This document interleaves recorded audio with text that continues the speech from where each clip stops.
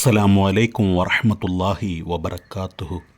പതിവ് തെറ്റിക്കാതെ തന്നെ മമ്മൂട്ടി ചെറിയ പെരുന്നാൾ നിസ്കാരം നിർവഹിക്കാനായി പള്ളിയിലെത്തി. കൂടെ ദുൽഖറും ഉണ്ടായിരുന്നു. മമ്മൂട്ടിയുടെ ആരോഗ്യ പ്രശ്നങ്ങൾ കാരണം ദുൽഖർ എപ്പോഴും നിഴൽ പോലെ അരികിൽ തന്നെ ഉണ്ടാവാറുണ്ട്. നമുക്കറിയാം, മമ്മൂട്ടി ചികിത്സയുടെ ഭാഗമായിട്ട് റെസ്റ്റിലാണുള്ളത്.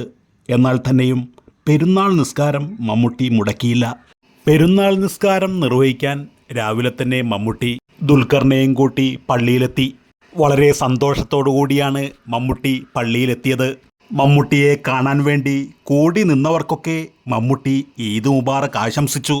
സത്യത്തിൽ ഈ ചെറിയ പെരുന്നാൾ ദിവസം നിസ്കരിക്കാൻ മമ്മൂട്ടി പള്ളിയിൽ എത്തുമെന്ന് ആരും പ്രതീക്ഷിച്ചിട്ടുണ്ടാകില്ല. കാരണം ആരോഗ്യ പ്രശ്നങ്ങളായിട്ട് മമ്മൂട്ടി വീട്ടിൽ റെസ്റ്റ് എടുക്കുകയാണല്ലോ. മമ്മൂട്ടിയുടെ പള്ളിയിലേക്കുള്ള വരവ് മമ്മൂട്ടിയുടെ ഇഷ്ടജനങ്ങളെയൊക്കെ അതിശയിപ്പിച്ചു. മമ്മൂട്ടിയുടെ വാക്കുകൾ അവിടെ കൂടി നിന്നവരെ ഞെട്ടിച്ചു കളഞ്ഞു. മമ്മൂട്ടി പറഞ്ഞ വാക്കുകൾ ഇതായിരുന്നു: മനുഷ്യരാകുമ്പോൾ അസുഖങ്ങളൊക്കെ വരും, മാറും. അതൊക്കെ സാധാരണ കാര്യമാണ്. വർഷത്തിൽ 2 ദിവസമാണ് പെരുന്നാൾ നിസ്കാരം ഉണ്ടാകുന്നത്. അത് ഒഴിവാക്കാൻ സാധിക്കുകയില്ല. നാളെ അത് മാത്രമേ ബാക്കിയുണ്ടാവുകയുള്ളൂ. എനിക്കിപ്പോൾ കുഴപ്പമൊന്നുമില്ല. എല്ലാം ശരിയായി വരുന്നു. നിങ്ങളുടെ എല്ലാവരുടെയും പ്രാർത്ഥനയ്ക്ക് നന്ദി. പേടിക്കാൻ മാത്രമുള്ള അസുഖമൊന്നും എനിക്കില്ല. ഒരു ചെറിയ അസുഖം വന്നു, അത് മാറി. ഇപ്പോൾ എല്ലാം ഓക്കെയാണ്. എല്ലാവർക്കും വീണ്ടും ഈദ് മുബാറക് ആശംസിച്ചു.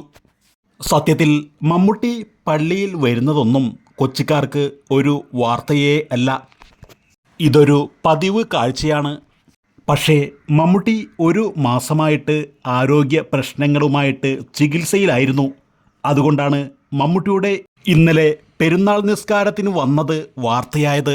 ഇന്നലത്തെ മമ്മൂട്ടിയുടെ വാക്കുകളിലൂടെ മമ്മൂട്ടിയുടെ സ്നേഹജനങ്ങൾക്ക് ഒരുപാട് ആശ്വാസമാണ് വാക്കുകളിൽ നിന്നും ലഭിച്ചത്. മമ്മൂട്ടിയുടെ വാക്കുകളിൽ നിന്നുള്ള ഊർജം ഉൾക്കൊണ്ടാണ് മമ്മൂട്ടിയെ സ്നേഹിക്കുന്നവർ മടങ്ങിയത്. മമ്മൂട്ടിയുടെ വീഡിയോകൾ ജയൻ മീഡിയയിലൂടെ അപ്ലോഡ് ചെയ്തപ്പോൾ ഒരുപാട് വ്യക്തികൾ നെഗറ്റീവ് കമൻറ്റുമായി വന്നിരുന്നു. മമ്മൂട്ടിയുടെ നിസ്കാരവും നോമ്പും സക്കാത്തുമൊക്കെ സ്വീകരിക്കുമോ എന്നൊക്കെ പറഞ്ഞുകൊണ്ടായിരുന്നു കമൻറ്റിൽ കാണാൻ സാധിച്ചത്. സത്യത്തിൽ ഓരോരുത്തരുടെയും നിസ്കാരവും നോമ്പും സക്കാത്തുമൊക്കെ സ്വീകരിക്കുമോ എന്നുള്ളത് അത് അള്ളാഹുവിൻ്റെ അടുക്കലുള്ള കാര്യമാണ്. അത് തെറ്റു ചെയ്യുന്നവരുടെ കാര്യമായാലും തെറ്റു ചെയ്യാത്തവരുടെ കാര്യമായാലും അങ്ങനെ തന്നെ. അതെല്ലാം ഓരോരുത്തരുടെയും മനസ്സിൻ്റെ നിയ്യത്ത് പോലെ ഇരിക്കും. നമ്മൾ ആരും തന്നെ ആരെയും നരകത്തിലേക്കോ സ്വർഗത്തിലേക്കോ പറഞ്ഞയക്കാൻ വേണ്ടി നിൽക്കേണ്ട.